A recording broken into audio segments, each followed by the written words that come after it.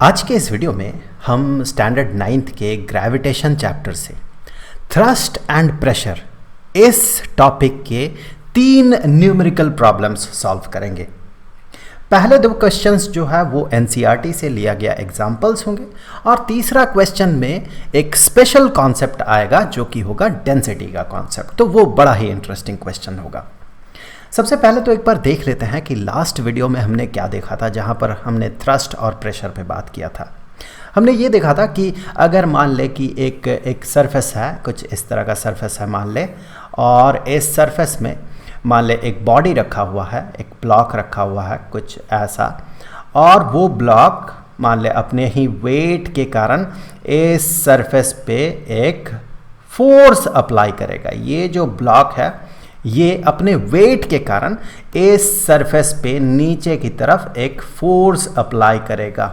Force होगा इस surface पे परपेंडिकुलर या इस सरफेस पे नॉर्मल।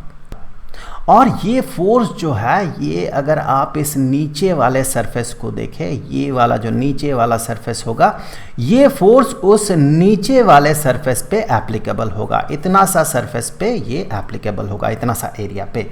लेट अस से कि ये जो एरिया है ये एरिया है ए, और इस फोर्स को एक नाम दे देते हैं एफ।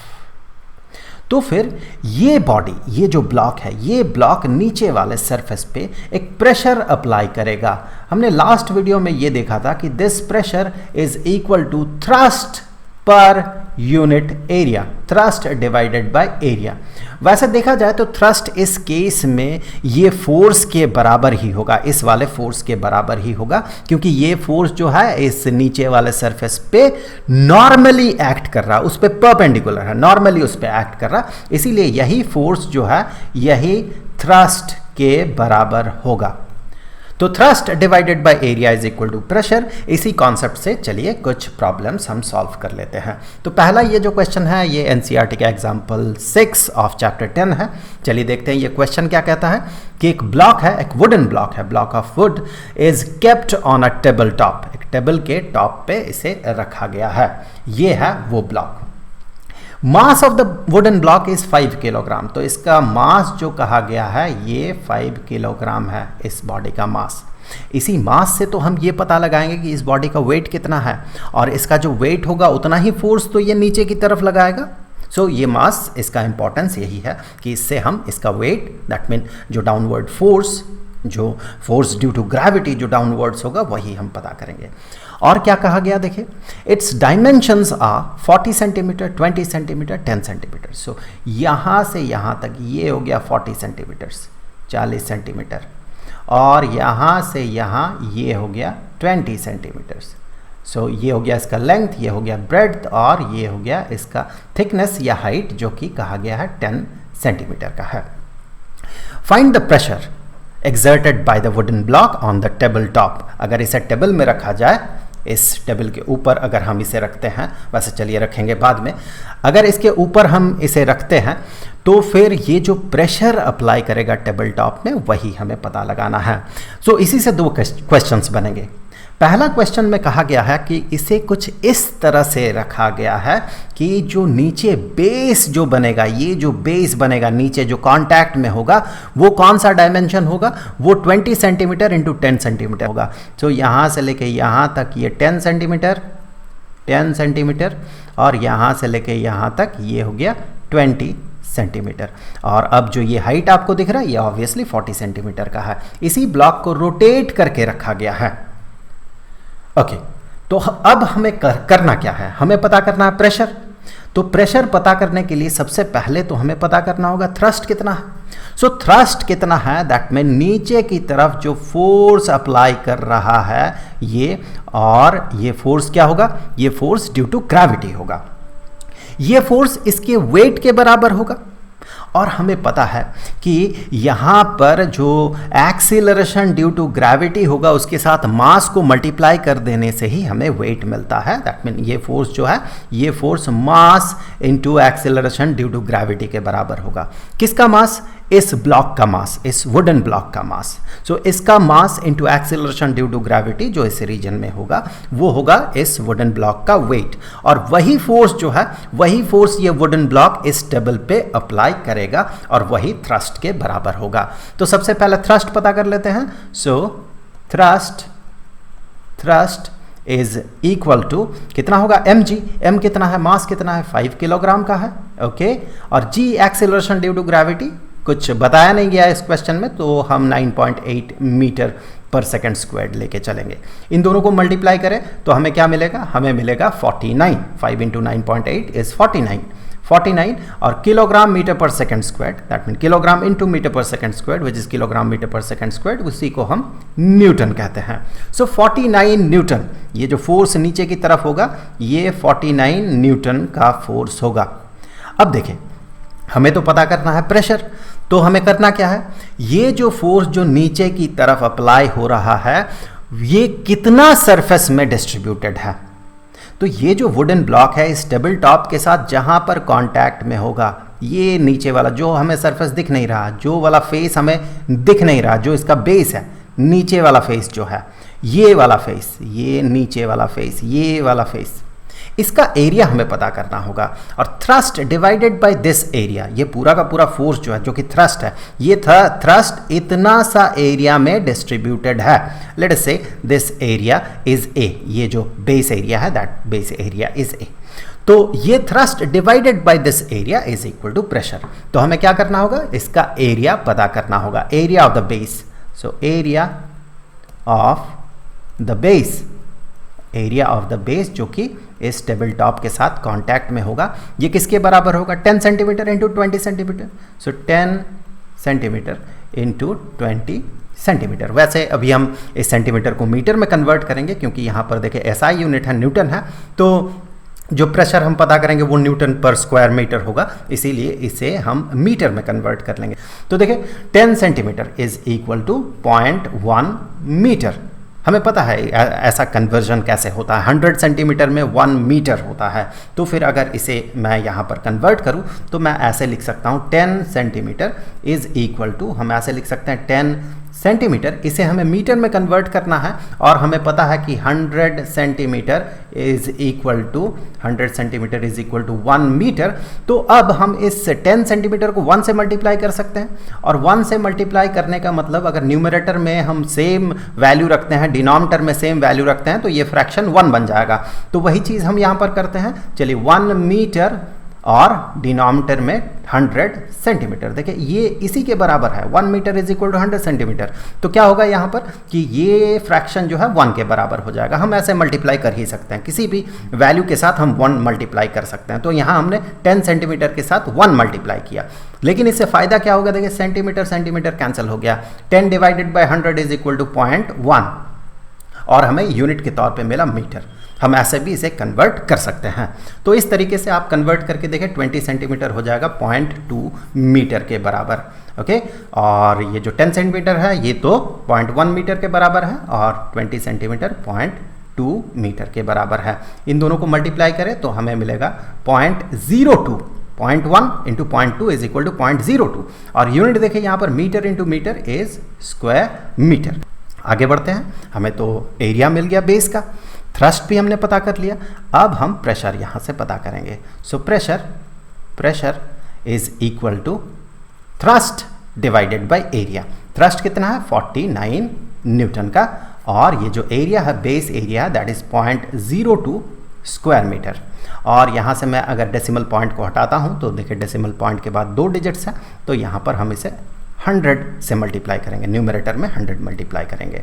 और फिर देखिए 49 divided by 2 is 24.5 and 24.5 into 100 is 2450। इतना। अब यूनिट देखें न्यूटन पर स्क्वायर मीटर, न्यूटन पर स्क्वायर मीटर, और इस न्यूटन पर स्क्वायर मीटर को ही पास्कल कहा जाता है। तो हम इस चीज़ को ऐसे भी लिख सकते हैं 2450 इतना पास्कल। तो ये पहले क्वेश्चन का जवाब है कि यहाँ पर जो प्रेशर अप्लाई होगा वो प्रेशर होगा 2450 पास्कल का। तो ये तो पहला क्वेश्चन है, इस क्वेश्चन को हमने सॉल्व कर लिया। अब सेकंड क्वेश्चन में देखिए ब्लॉक भी वही है, उसका मास वही है, सिर्फ उसे थोड़ा अलग तरीके से रखा जाएगा। मतलब कि थ्रस्ट जो है, थ्रस्ट तो उतना ही रहेगा क्योंकि ब्लॉक तो वही है, उसका वेट तो उतना ही होगा, नीचे की तरफ फोर्स वो उतना ही लगाएगा। तो थ्रस्ट अब की बार हमें सेकंड क्वेश्चन के लिए पता नहीं लगाना होगा, थ्रस्ट 49 न्यूटन का ही होगा। सिर्फ बेस एरिया चेंज हो रहा। देखिए इसे अगर हम इस तरीके से रखते हैं 40 सेंटीमीटर इंटू 20 सेंटीमीटर वाला डायमेंशन जो है, वो वाला फेस जो है, दैट मीन ये 40 सेंटीमीटर 20 सेंटीमीटर, ये वाला फेस जो है, ये वाला फेस अगर नीचे की तरफ रहे तो फिर देखिए हमें एरिया ऑफ द बेस अब की बार पता करना होगा फिर से, और फिर इस केस में जो प्रेशर होगा उसे हम पता करेंगे। तो याद रखें कि थ्रस्ट जो है 49 न्यूटन का ही होगा। चलिए अगले क्वेश्चन की तरफ बढ़ते हैं। अगले क्वेश्चन में अब ब्लॉक को इस तरह से रखा गया है, तो यहाँ पर ये जो है, ये बेस वाला फेस जो है, ये वाला बेस वाला फेस है जो नीचे कांटेक्ट में है और जिसका एरिया प्रेशर पता करने के लिए काम में आएगा। अब की बार देखें ये वाला डायमेंशन कितना है, 40 सेंटीमीटर का है। मैं यहाँ पर फिर से लिख दूँ, ये 40 है, 40 सेंटीमीटर, और ये वाला जो है ये 20 सेंटीमीटर है। अब की बार इसे बिल्कुल इसी तरह से रखा गया है। तो थ्रस्ट तो हमने पहले ही पता लगा लिया था। चलिए मैं एक बार फिर से लिख लेता हूँ, थ्रस्ट जो कि हमने पता किया था 49 न्यूटन का। अब इसी को हम यूज़ करेंगे। अब हमें एरिया पता करना है, area of the base, area of the base. देखिए पिछले क्वेश्चन की तरह ही है, area of the base that is equal to कितना होगा, देखिए 40 सेंटीमीटर इंटू 20 सेंटीमीटर, ये वाला एरिया जो है 40 सेंटीमीटर इंटू 20 सेंटीमीटर, और ये जो फोर्स नीचे की तरफ अप्लाई कर रहा है दैट इज 49 न्यूटन, हमने पहले ही पता लगा लिया है। So area of the base is 40 centimetre into 20 centimetre that is equal to, इसे मीटर में कन्वर्ट कर लेते हैं। So 0.4 metre into 0.2 metre. So 0.4 into 0.2 is 0.08, इतना स्क्वायर मीटर, इतना हो गया एरिया ऑफ द बेस। अब क्या करना है, प्रेशर पता करना है। हमें पता है pressure is equal to thrust divided by area. Thrust is 49 newton और एरिया इज 0.08 स्क्वायर मीटर। यहाँ से डेसिमल पॉइंट को हटा दें, 100 मल्टीप्लाई करें और आप ये पाएंगे दैट इज इक्वल टू 612.5, इतना न्यूटन पर स्क्वायर मीटर। आप ऐसे भी इस चीज़ को सोच सकते हैं कि 8 इंटू 6 इज 48, ठीक है। तो यहाँ पर 1 बचा और 1 डिवाइडेड बाई 8 इज 0.125। चलिए इसे मैं इस तरह से करता हूँ, 48 प्लस 1 डिवाइडेड बाय 8, ओके क्योंकि ये तो डेसिमल पॉइंट हट चुका है, डिवाइडेड बाय 8, यहाँ पर तो 100 मल्टीप्लाई कर लिया हमने। सो इस चीज़ को हम कह सकते हैं 6 प्लस 1 डिवाइडेड बाय 8, और फिर आप देखिए ये हो जाएगा 6 plus 0.125, so that is equal to 6.125। इसके साथ 100 को मल्टीप्लाई करें एंड यू विल हैव 612.5, इतना न्यूटन पर स्क्वायर मीटर। सो इसी को न्यूटन पर स्क्वायर मीटर को ही हम पास्कल कहते हैं। तो इस क्वेश्चन का आंसर होगा 612.5 पास्कल। देखिए पिछले केस में जब ब्लॉक को हमने इस तरह से रखा था, तो फिर उस केस में देखिए प्रेशर ज़्यादा था। क्यों प्रेशर ज़्यादा था इस केस में? क्योंकि थ्रस्ट तो सेम है, फोर्स नीचे की तरफ सेम है, लेकिन जो एरिया है, ये जो बेस एरिया है, ये एरिया बहुत छोटा था। और चूंकि pressure is equal to thrust divided by area, pressure is equal to, thrust के जगह एफ लिख रहा हूं मैं, थ्रस्ट डिवाइडेड बाय एरिया। तो आप गौर करें थ्रस्ट दोनों ही केस में सेम था, दिस थिंग इज सेम दोनों ही केस में सेम था। लेकिन इस सेकंड केस में एरिया जो है, एरिया बढ़ रहा है, ज़्यादा हो रहा है, क्योंकि हमने ज़्यादा डायमेंशन वाला जो साइड है 40 इंटू 20 उसे नीचे की तरफ रखा, तो बेस एरिया बढ़ गया। अब जब एक फ्रैक्शन में न्यूमरेटर सेम रहे, डिनोमिनेटर बढ़े, तो ऑब्वियसली जो होल फ्रैक्शन है वो घटेगा, इसीलिए प्रेशर इस केस में कम है, 612.5 पास्कल, जबकि पिछले केस में ये था 2450 पास्कल। ठीक है, अब नेक्स्ट क्वेश्चन की तरफ हम बढ़ते हैं। यहां पर अब हम एक नया कॉन्सेप्ट लाएंगे जो कि होगा डेंसिटी का कॉन्सेप्ट। यहां पर देखिए कहा गया एक ब्लॉक है जिसका डायमेंशन है 100 centimetre into 80 centimetre into 50 centimetre. उसी तरह का है, पिछले क्वेश्चन की तरह है कि इसका डायमेंशन ये है, इसे एक टेबल के टॉप में रखा गया है और ये फॉलोइंग फिगर में आपको दिखेगा, ऐसे इस तरह से रखा गया है। डायमेंशन भी आपको दिख रहा है, ये 100 सेंटीमीटर है, ये 80 सेंटीमीटर है, ये 50 सेंटीमीटर। दैट मीन यहाँ से लेके यहाँ 100, यहाँ से यहाँ 80 और यहाँ से यहाँ 50 सेंटीमीटर। यहाँ पर खास बात यह है कि जो मटेरियल से ये ब्लॉक बना हुआ है उस मटेरियल का डेंसिटी कहा गया, density 4 kilogram per cubic metre.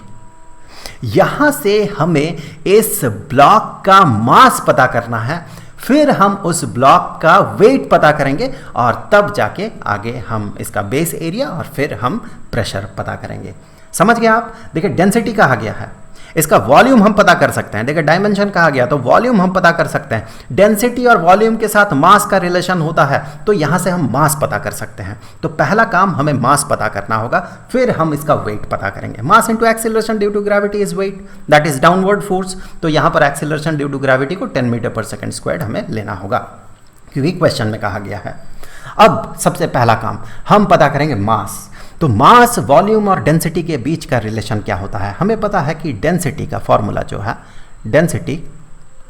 Density is equal to mass per unit volume, mass divided by volume.